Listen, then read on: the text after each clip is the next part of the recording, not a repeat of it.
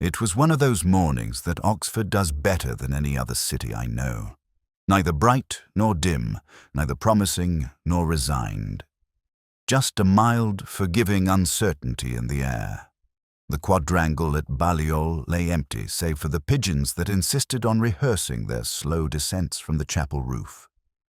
I had intended only to sit there for a moment with the Times and a tepid cup of coffee from the lodge, but the silence seemed to lengthen into thought, and thought, as it often does with me, into memory. The mist made a modest attempt to veil the spire beyond the wall, though one could still trace its ghostly geometry against the pale sky. Somewhere behind me, a clock struck the 9:15, the sound rolling along the cloisters like a reminder that the day, however indecisive, would still insist on beginning. I remember thinking that Oxford mornings are always cleaner than conscience, even when both are stained by the same weather. It was the paper that disturbed the balance. Not the headlines, which were as usual full of the small violences of faraway places, but a minor notice tucked among the classifieds, visiting research fellow missing since Tuesday. The name, Leonard Harbury, carried a faint echo. I'd heard it before, perhaps during a wine reception, perhaps across a dinner table where ideas were traded with all the passion of a well-rehearsed sermon. The details were thin: age 50, last seen near St. John Street, lodging at a guest house owned by a Mrs. Faulkner. Nothing more. I folded the paper, but it stayed with me. Missing. It's an oddly elastic word. It stretches between possibility and finality, never settling on either. By the time Lewis called an hour later to say that the local police had asked for a little informal help, I was already reaching for my coat. The quadrangle, I recall, still smelt faintly of wet stone and tobacco. Students hurried across it with their collars up, their voices soft with the deference of the young toward the day's first rain. I envied them, though not their optimism, which I never quite trusted. I've always found that hope has poor eyesight. It can't see what stands directly before it. At the lodge, I paused to speak with the porter, a man named Giddens, who had mastered the art of appearing both informed and incurious. He mentioned that Dr. Harbury had been seen walking toward the Radcliffe camera 2 mornings ago, carrying a folder bound in blue twine. No one had seen him return. Giddens said this with the mild detachment of someone describing the migration of birds. He added, almost as an afterthought, that the fellow had received a letter earlier that week, postmarked from Cornwall, which he had pocketed unread. That detail, uninvited but persistent, took root in my mind. I walked through the High, the pavements shining faintly under a renewed drizzle. The city felt poised, as if holding its breath between lectures. A bus passed, trailing the smell of diesel and rain. Somewhere, from an open window, came the sound of a piano. Bach, I think, though uncertain in tempo, like a student still learning where grace hides. It reminded me that not every mystery involves murder. Sometimes it's merely the absence of explanation that unsettles us most. At the police station, Lewis met me with the expression of a man both exasperated and faintly amused. He told me there was nothing dramatic so far. No blood, no witnesses, no note. Just a man who had quietly ceased to be present. I said that in Oxford. That was practically a tradition. He smiled, though not entirely. When we reached the guest house on St. John Street, the air smelled of furniture polish and restrained suspicion. Mrs. Faulkner greeted us with the weary courtesy of someone accustomed to disappointment. She said she hadn't been worried until the milk on his tray began to curdle untouched. He had seemed preoccupied, she added, though not unhappy. The word preoccupied lingered like a smudge of ink. Upstairs, in Harbury's room, the curtains were drawn halfway, letting in a light too honest for comfort. On the desk lay a half-finished crossword. One clue caught my eye. Virtue's companion, 5 letters. The answer, incomplete but begun, read TRU. He had stopped there. I found myself staring at it longer than reason required. On the bedside table was a thin layer of dust, except where something rectangular had once rested. Perhaps a small book or photograph, now gone. I remember Lewis asking if I thought it was suicide. I said no, too promptly. The room lacked the finality of despair. It felt paused, not ended. There was still an unfinished intention in the air, as though the occupant had simply stepped out to correct a mistake and never found the way back. As we left, the rain had turned deliberate. The cobblestones reflected the college lights in trembling amber pools. Somewhere behind me, a bell tolled 10 slow notes across the mist. I thought of Harbury, of the crossword, of the missing word that seemed to hold its breath. That was how it began. With silence, coffee gone cold, and a man who had chosen to vanish, or been helped to. The guest house on St. John Street was the kind of place where time folded upon itself politely. Faded wallpaper, a slow clock, the faint sweetness of polish clinging to the banisters. Mrs. Faulkner led us upstairs with the air of someone escorting a ghost to its own room. The door opened with a sigh that belonged to no one in particular. Harbury's room was smaller than I had expected for a man of scholarship. The single bed was neatly made, its quilt smooth to the point of obedience. On the desk, a cup of tea had dried to a pale ring of residue, evidence of a last unfinished comfort. And beside it, a half-filled crossword, the same one I'd seen mentioned in the porter's log. He had written in a small, disciplined hand. No flourishes, no impatience. Virtue's companion. I noticed that the word remained incomplete. Lewis, always restless with stillness, began to look through the drawers while I stood near the window. The rain outside was undecided, more thought than weather. I could hear the faint hum of traffic from Banbury Road, an oddly modern intrusion into such self-contained quiet. Mrs. Faulkner spoke in the background, her voice drifting like steam. He was quiet, she said, the sort that never complains, never leaves crumbs. He had asked for his breakfast at 7 sharp, then left for a lecture he was to give at the Faculty of Theology. But the porter there said no lecture had been scheduled. I asked if he had received any visitors. She shook her head, though her hesitation came a fraction too late. A woman, perhaps, middle-aged, well-dressed. 2 evenings before the disappearance. She hadn't caught her name, but remembered the perfume. Something foreign, not sweet, but sharp, like orange peel or cedar. Harbury had been waiting for her, she thought. Waiting is always the first clue to unhappiness. On the desk lay a book of sermons, margin noted in Latin. Veritas mendacium dicere debet. Truth must learn to lie. The same phrase that had already been scribbled elsewhere, though I could not then recall where I'd seen it. I remember tracing it with my finger, the indent of the pen still pressing faintly against the page. Scholars leave fingerprints on ideas, even as they erase their names from the world. Lewis found nothing more remarkable than a pair of spectacles, a clean shirt, and a bill from the Eagle and Child. 2 glasses of port, 1 unpaid. The hour was early evening on the night he vanished. 2 glasses, not 1. It was less the arithmetic that caught my attention than the order of things. A man who disappears often begins by dividing something he once shared. We walked down to the lounge where Mrs. Faulkner kept her radio tuned to the home service, as if continuity were a kind of prayer.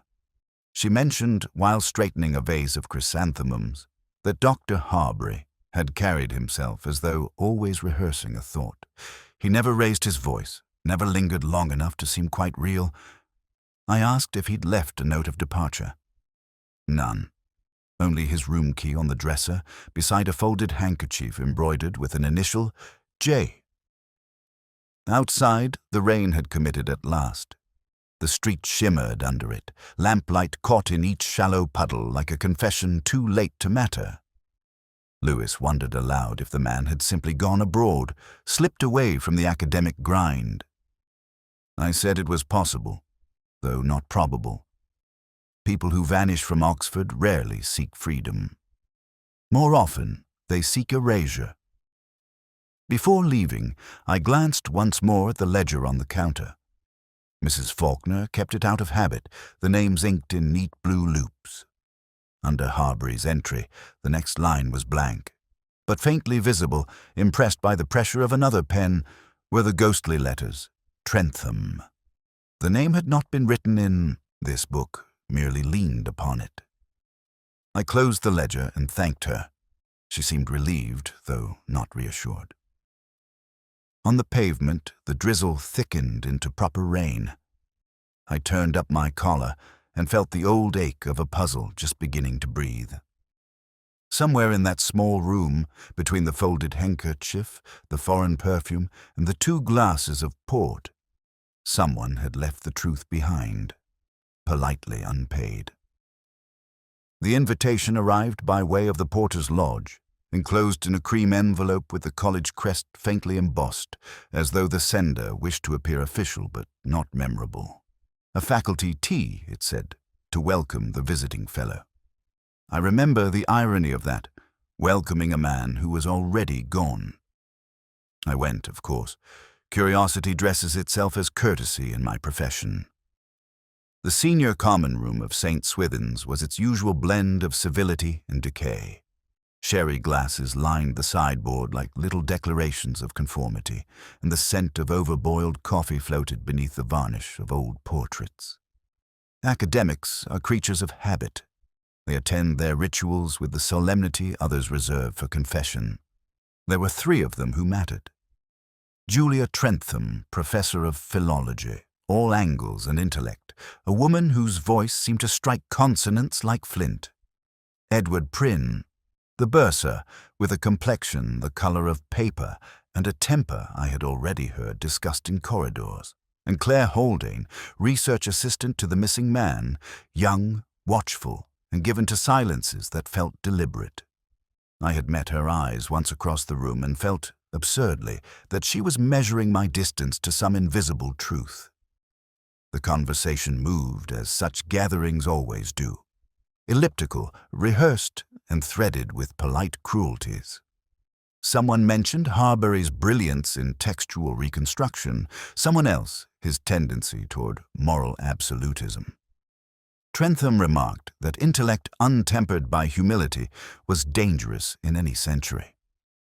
I pretended not to notice that her glass shook slightly as she raised it.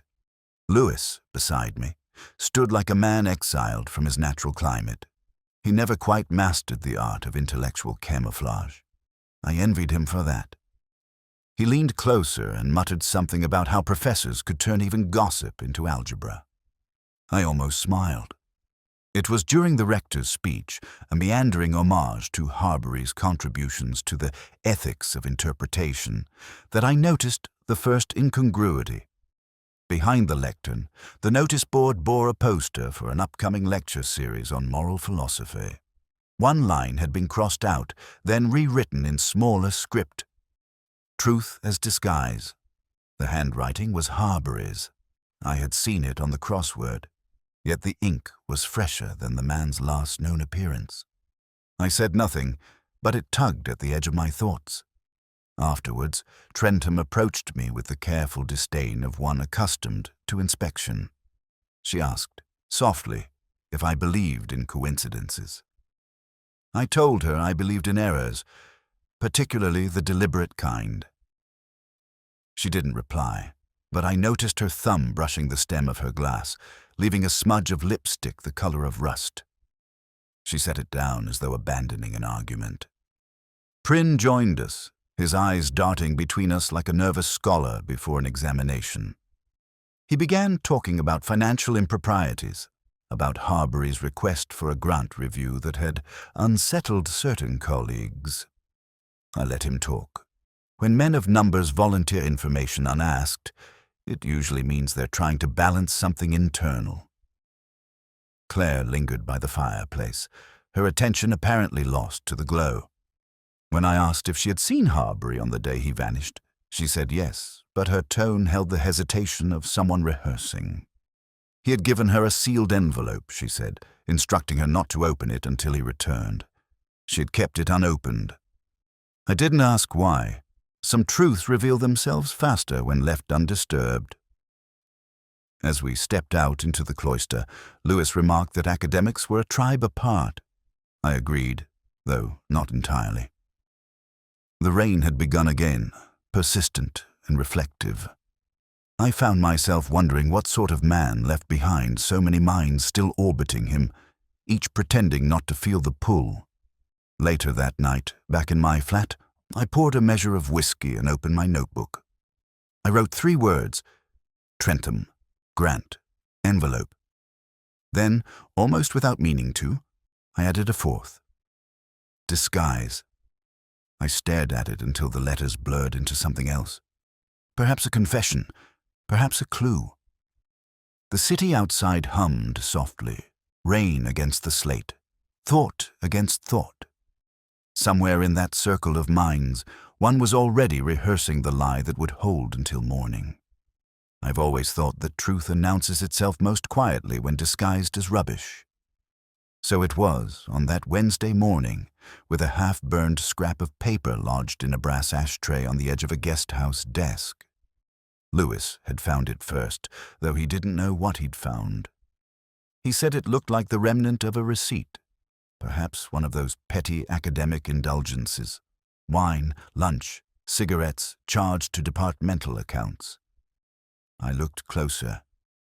The ash had been pressed down too deliberately, as though whoever had burned it wished not for heat, but for erasure. The edges were charred, but a few letters still survived. Ebrary Rec. Slip. M. Trent. The faintest ghost of blue ink beneath a smear of ash. The coincidence of names in Oxford is dangerous territory, but one learns to respect the persistence of pattern. Mrs. Faulkner hovered behind us with the fatal curiosity of witnesses who wish to help but fear being remembered.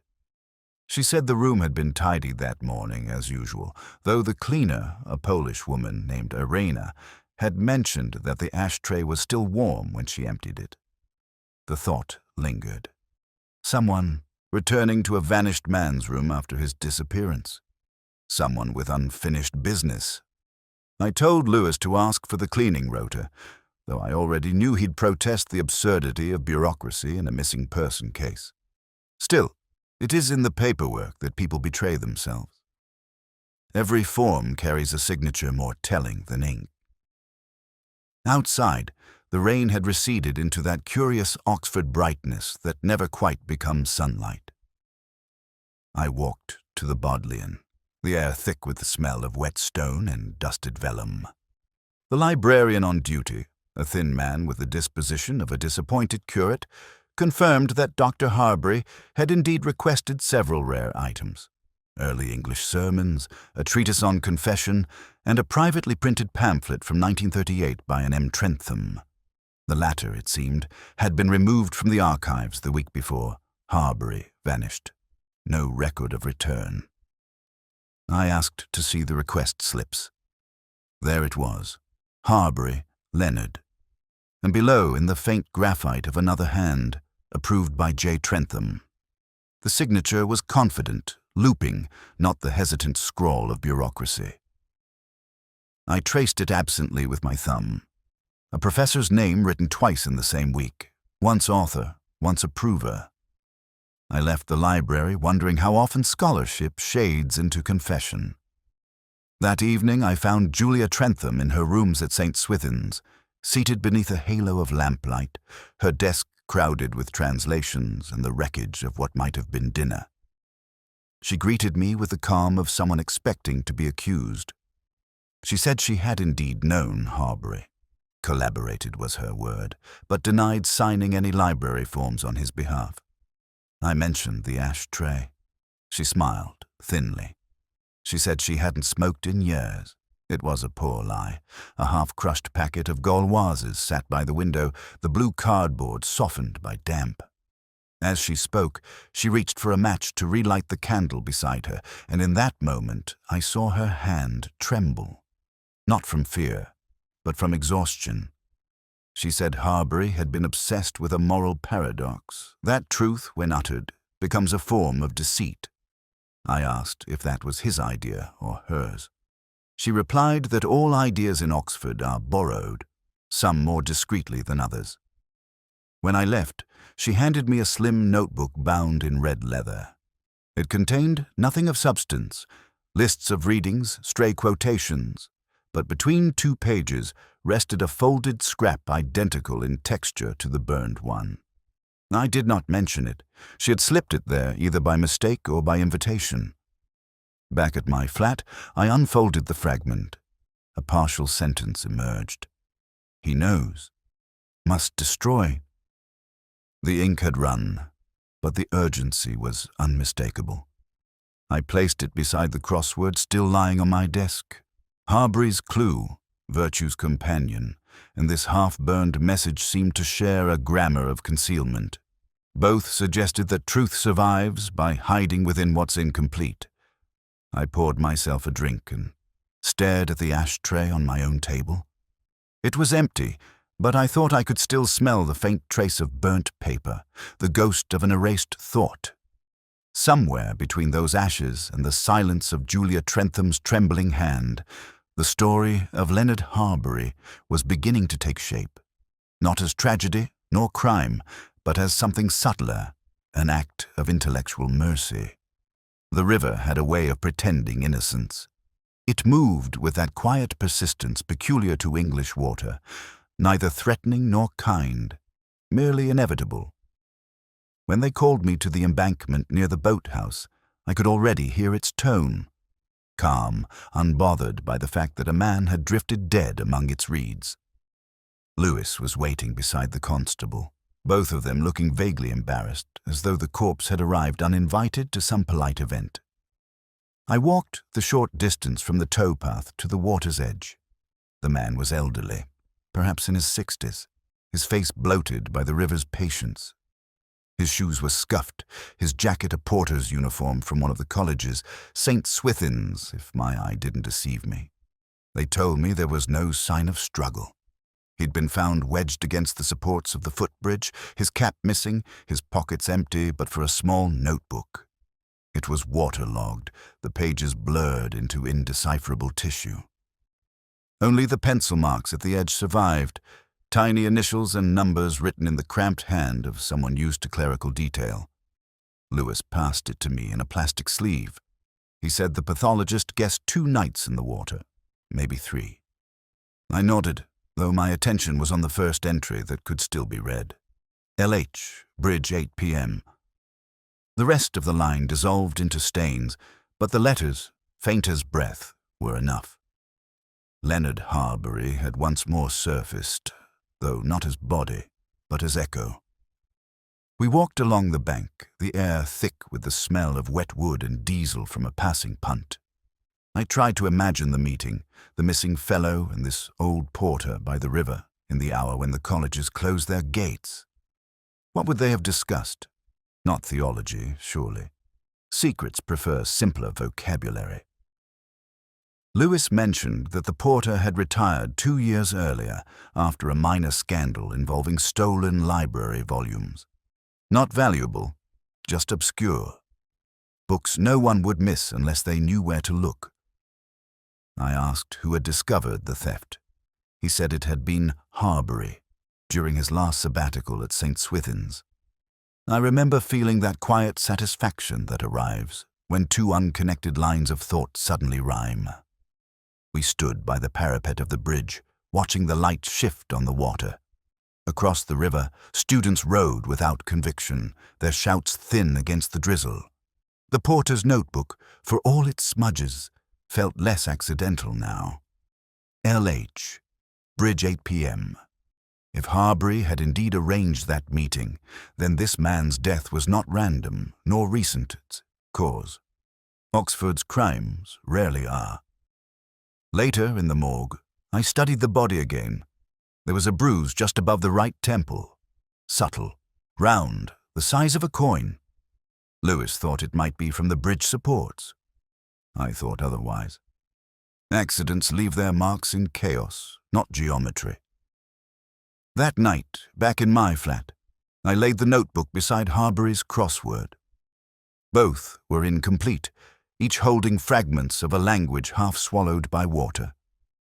I stared at the clue that had followed me through the case. Virtue's companion. Earlier that day, as we left the bridge, Lewis had remarked that men like Harbury always seemed lonely. Perhaps, I'd said, they simply keep company with something less forgiving than people. The words had escaped before I'd measured them. I poured myself a whiskey and looked out at the rain fogging the glass. The river shimmered somewhere in the dark distance, indifferent and exacting. I thought of the drowned porter, of the missing scholar, of the single line linking them through time like a thread drawn too tight. There is, I've found, a moment in every case when deduction stops sounding like reason and begins to sound like memory. The next morning, the coroner's report arrived. Cause of death, drowning. Manner, undetermined. I underlined the word, folded the paper, and slipped it beneath the crossword. Somewhere between Virtue's companion and LH, bridge 8 p.m., the current still moved, silent as thought. It was one of those afternoons when the city seemed to have turned its back on sunlight. The sky had the texture of parchment left too long in the rain, and the streets carried that faint smell of damp paper and resignation. I walked toward the Bodleian as though toward an old memory, one that had forgotten it was mine. Inside, the hush of the archive had its own weather. Dust rose in slow spirals where the light struck it, and the air carried the soft rasp of paper shifting in drawers. There is a peculiar intimacy to such places. One feels surrounded not by knowledge, but by ghosts who have learned to write. The librarian, a man named Calloway, met me with the wary courtesy of someone accustomed to both reverence and intrusion. His spectacles caught the glow of the green lamps, giving him the faint look of an insect startled by its own reflection. He knew who I was, of course. They all do. He asked if I sought a particular file, and I gave him the name, Dr. Leonard Harbury, visiting research fellow, Balliol. The word visiting seemed to echo longer than intended. He led me down the narrow stairs into the restricted reading room, where the air cooled perceptibly, as though memory demanded its own climate. The table was already set. 3 folios, a request ledger, and a sealed envelope marked Privata. I recognized Harbury's handwriting immediately, the precise monastic lettering of a man for whom accuracy was less virtue than compulsion. Calloway explained that Harbury had signed out certain materials, 16th century sermons, a dissertation on penitential rites, and a privately printed paper concerning the ethics of concealment. I asked if the envelope had been opened. Calloway hesitated. He said no, it was sealed when returned, though he had noticed a faint red stain along the flap. Perhaps wine, perhaps wax. The librarian's tone suggested that he preferred not to know which. When he left me alone, I sat in the silence that seems to breed only in such rooms. The folios smelled faintly of mildew and forgotten effort. In the margin of one sermon, Harbury had underlined a passage in Latin, Veritas occulta mane donis sacrificium fiat. Truth remains hidden until the offering is made. It struck me as a phrase both devotional and diagnostic. As I turned the pages, something caught my attention. A ring mark faintly impressed upon the parchment, circular, overlapping the ink. Not wine, not coffee. Port, most likely.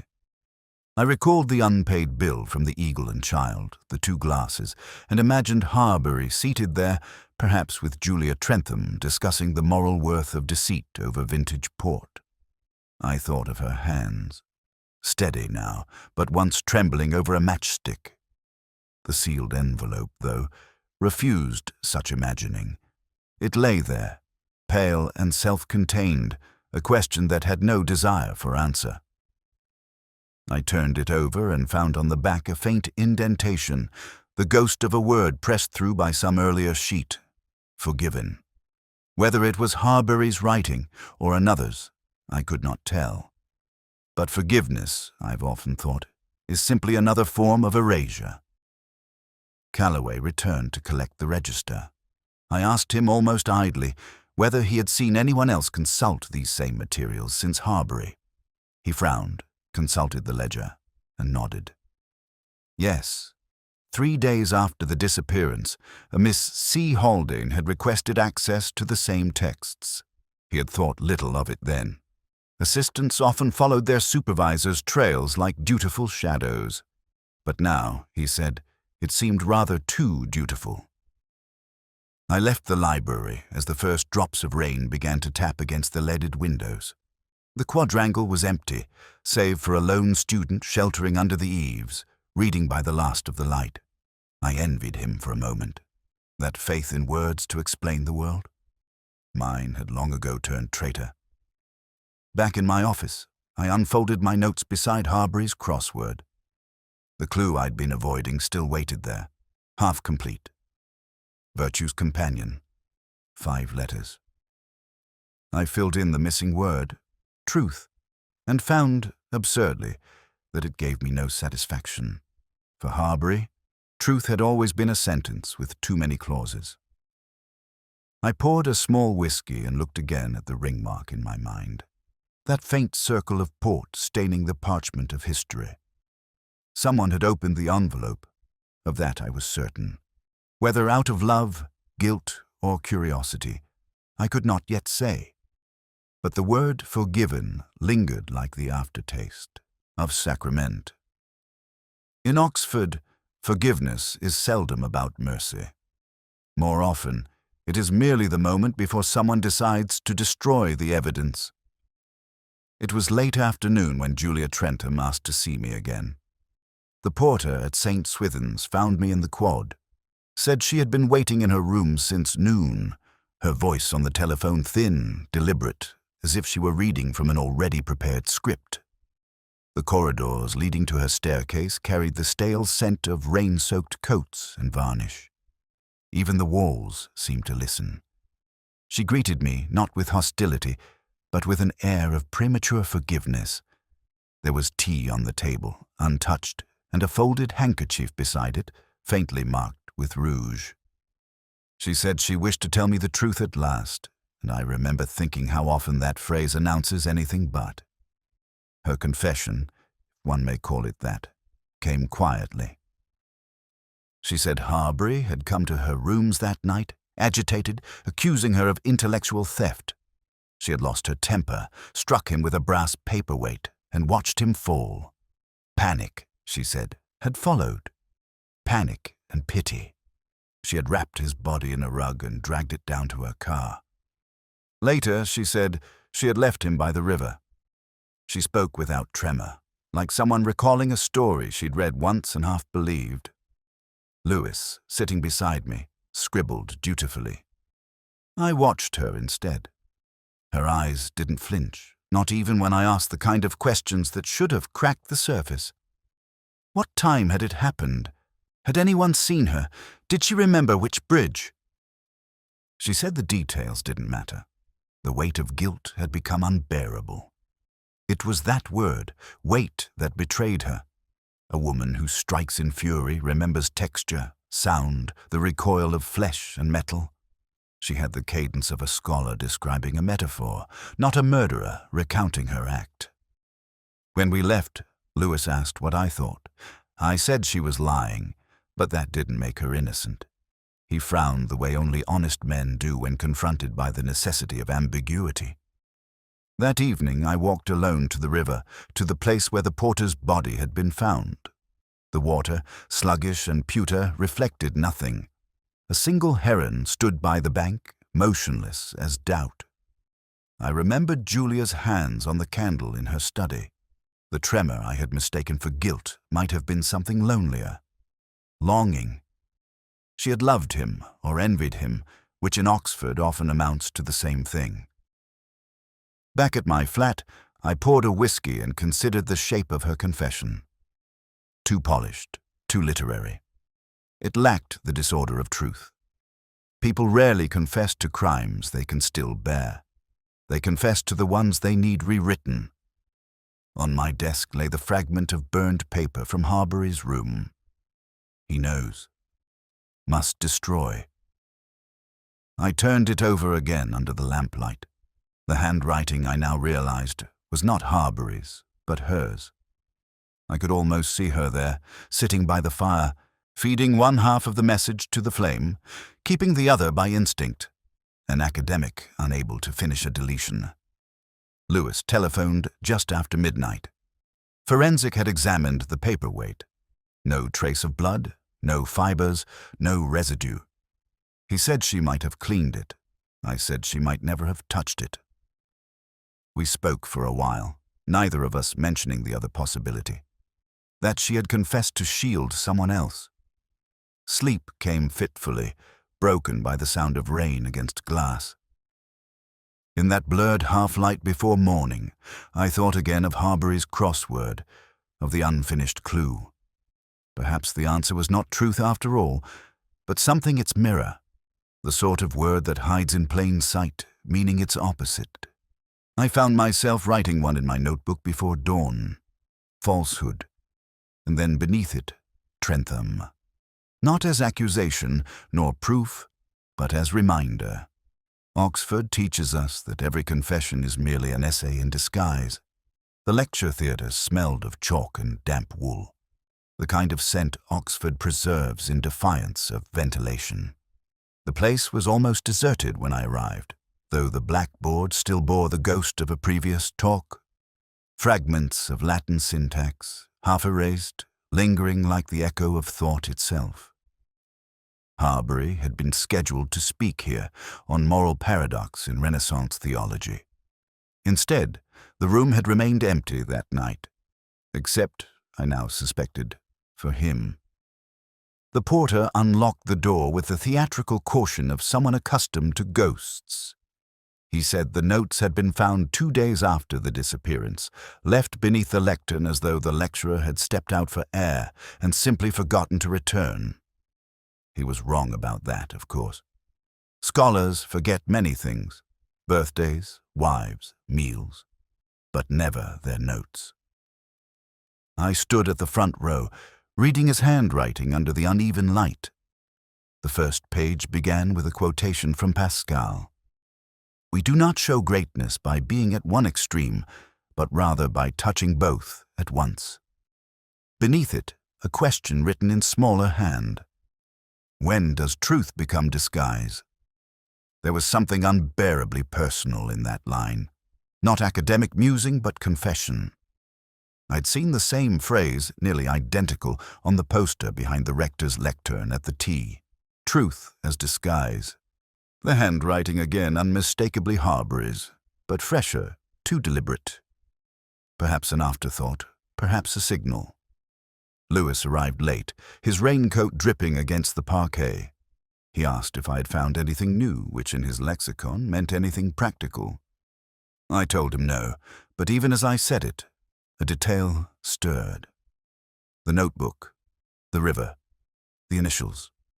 LH, bridge 8 p.m. He'd written that meeting down for a reason. What if it had not been with the porter, but with someone posing as him? Lewis said I was seeing patterns where there were only smudges. He was right in his way. I told him we should speak to Claire Haldane again, the assistant whose devotion to Harbury seemed to waver between filial and forbidden. He sighed, half in resignation, half in curiosity. She met us in the cloister outside the old faculty building, where puddles had collected in the uneven stones. Her face carried the pallor of one who has not slept for nights and is trying to make exhaustion appear like modesty. She admitted to arranging Harbury's travel ticket, though insisted it was administrative routine. When I asked if she had attended his lecture that night, she smiled faintly. There was no lecture, she said. He had cancelled it that morning. That morning. The words seemed to widen in my mind. If the lecture had been cancelled, why were the notes still here? And why, in the margin of the final page, had he written the single word forgiven? Lewis asked the usual questions. Did anyone else know of the cancellation? Did Harbury seem anxious? Claire said no, not anxious. Resolved.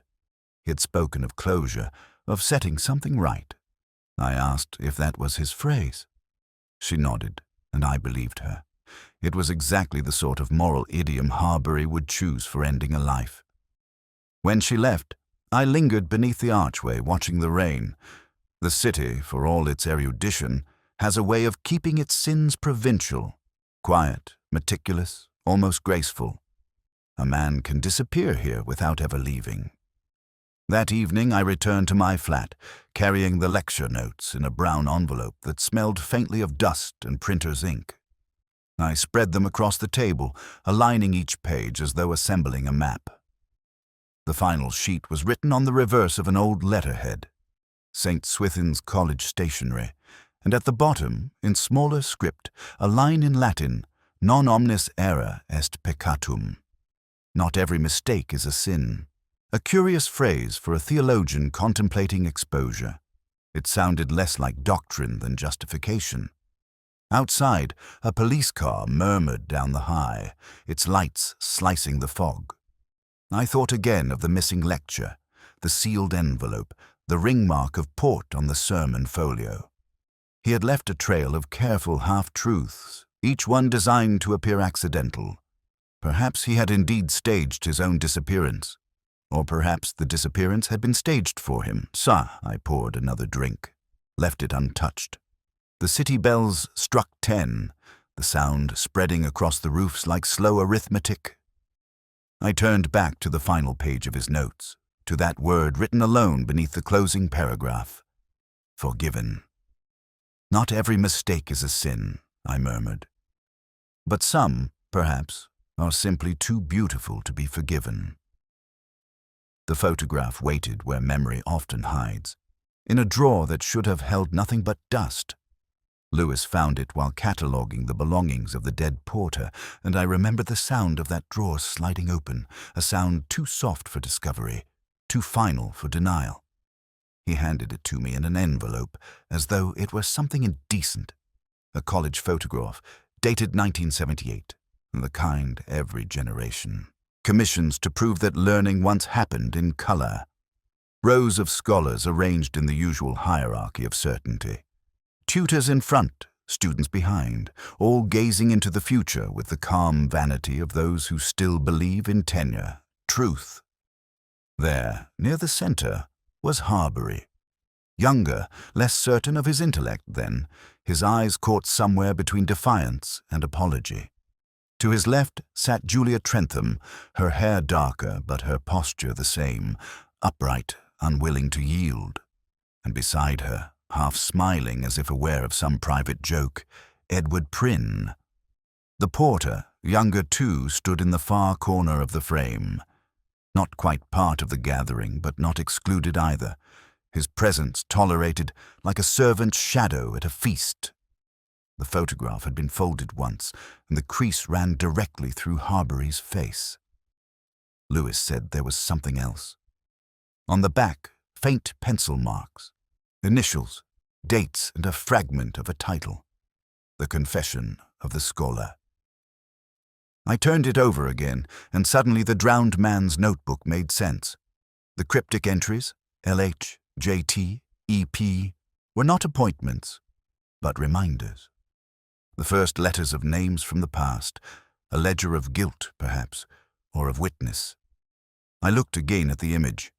Julia's hand, barely visible behind Prynne's shoulder, seemed to rest on something, an envelope, or perhaps a book.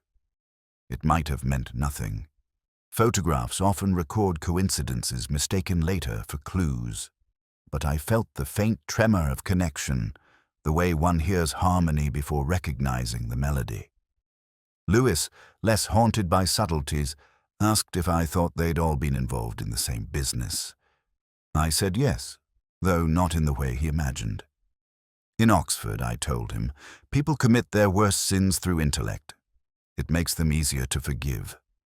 That evening I returned to Harbury's notes, hoping the pattern might surface if I forced the past to breathe long enough. Between the lines of his final lecture draft, I found a name, Prynne, crossed out, replaced by a pronoun. He had been revising his accusation into anonymity, a scholar editing his own indictment. I thought of Julia's false confession, the careful phrasing, the absence of fear. It had not been an act of cowardice, but of protection. She was guarding something, someone. The photograph gave her away, the hand, the placement, the posture of possession. When I questioned Prynne the next morning, he was already defensive. His office smelled of furniture polish and panic. He said he remembered the porter, of course, an unreliable man, dismissed for theft. I asked what had been stolen. He hesitated, then said nothing of value. A few rare pamphlets, minor academic curiosities. I told him that Harbury had been researching one of them, a 1938 paper titled The Confession of the Scholar. His eyes flickered, a gesture almost too fast to register, but in that instant, I knew. Prynne hadn't written the paper, though his name had been on it. Harbury must have discovered the truth, and in confronting it, had resurrected a secret too carefully buried to survive light. When I left his office, the sky had cleared, the stones of the quadrangle shining with that wet brilliance peculiar to Oxford afternoons. I carried the photograph folded in my coat, its crease deepening with each step.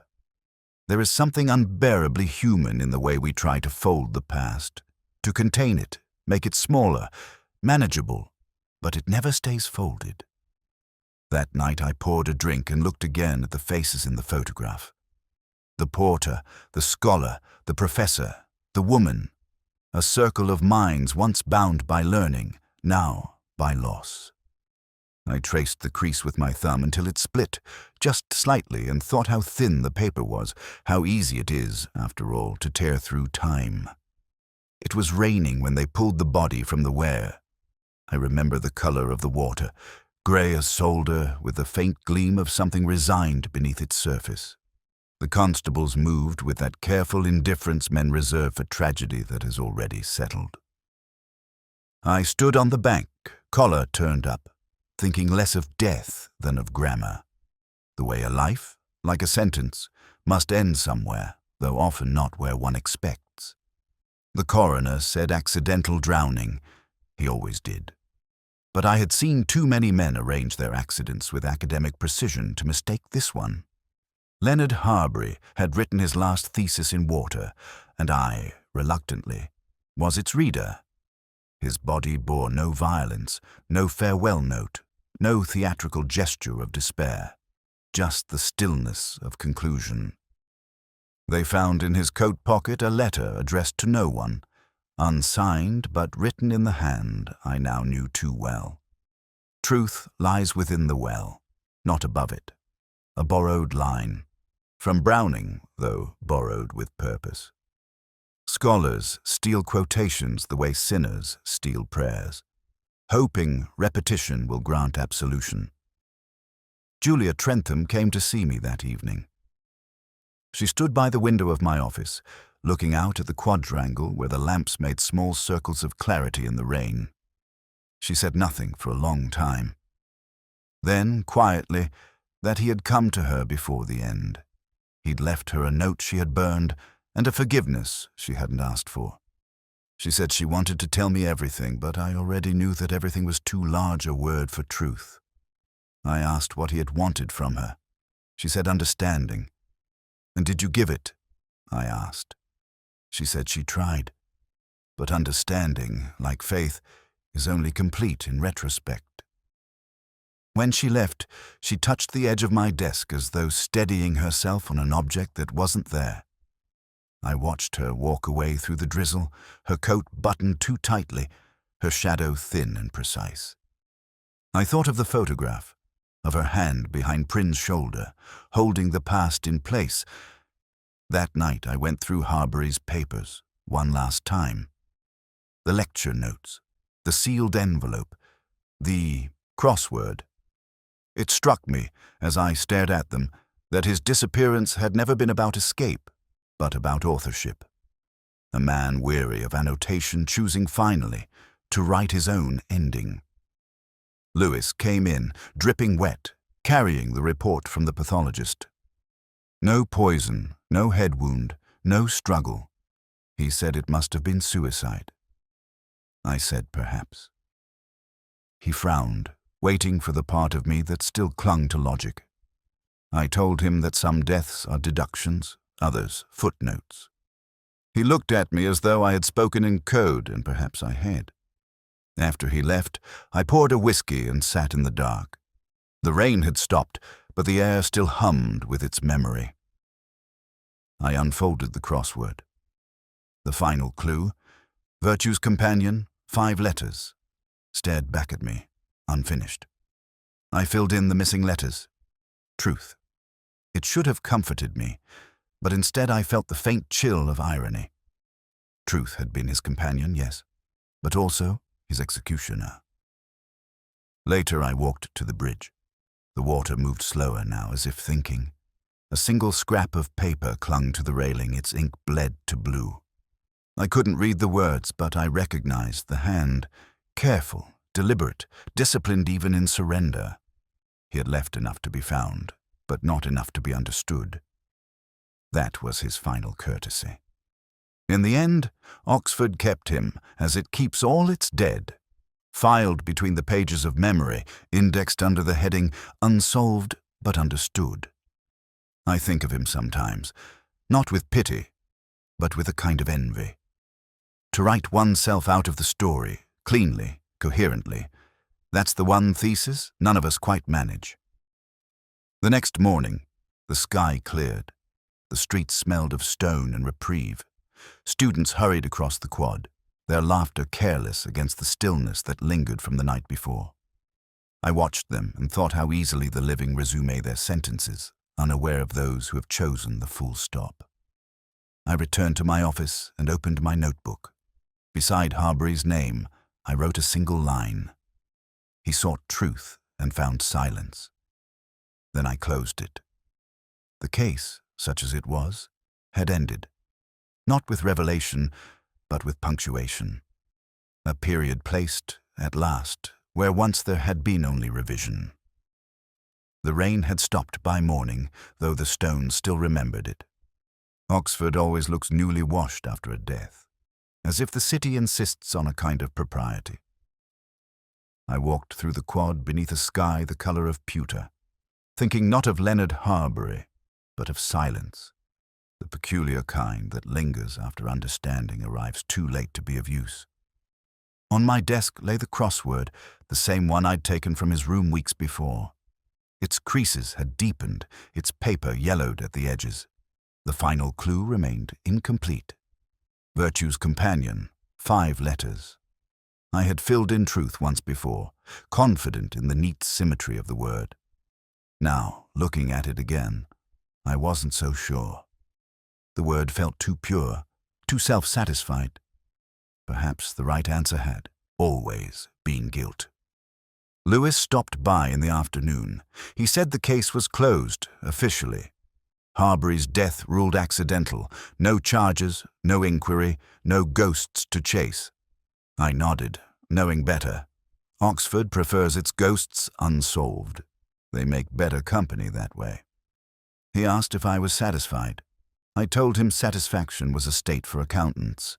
For detectives, there's only the brief illusion of completion. He laughed softly, though his eyes stayed elsewhere. After he left, I poured a small measure of whiskey and stared at the crossword again. The pencil line trembled faintly where my hand had paused mid-word. There was something about the handwriting itself, steady but uncertain, that mirrored the man. Harbury had sought perfection in scholarship, precision in emotion, and found neither. I could understand that, perhaps too well. From the envelope I had kept locked in my drawer, I drew out the photograph once more. Time had dulled its colors further. Julia Trentham's face now almost spectral, the faint crease through Harbury's features deepening into something like erasure. I had thought of returning it to her, but decided against it. Some reminders belong to the living, others to the dead. At dusk, I walked to the river. The water was calm now, its surface reflecting the lamps in long, trembling lines. I thought of the porter's notebook, of those cryptic initials and the careful ledger of names. The truth had been there all along, of course. It always is, though rarely in the place one expects. Harbury had uncovered a deception too fragile to survive exposure. An act of plagiarism, yes, but more than that, a theft of moral authorship. He'd seen in Prynne's falsified paper the reflection of his own failings and, unable to reconcile them, had chosen to vanish into metaphor. The well, the river, the drowning. It was all too perfectly literary. But even now I wasn't certain whether he had intended death or only disappearance. There are scholars who live their lives as parentheses, and I suspect Harbury was one of them, always enclosing something unfinished. The choir from a nearby chapel began evensong, their voices drifting over the meadow like the faint shimmer of conscience. I stayed until the light thinned, until the bells folded into distance. Then I turned back, the city rising before me like a palimpsest, layer upon layer of thought, each sentence overwriting the last. Back in my flat, I took up the crossword once more. I erased truth carefully, the rubber leaving a faint scar where certainty had been. In its place, I wrote nothing, just left the space open, an unanswered clue. It seemed truer that way. There was a comfort in the incompletion, a strange, reluctant peace. Outside, the rain returned, gentle now, like memory rewritten. I closed the paper, finished my drink, and listened to the sound of water against glass. In Oxford, the past never ends. It only fades between raindrops. And somewhere, on a desk I'll never see again, a crossword remains half done, waiting for a word that no longer matters.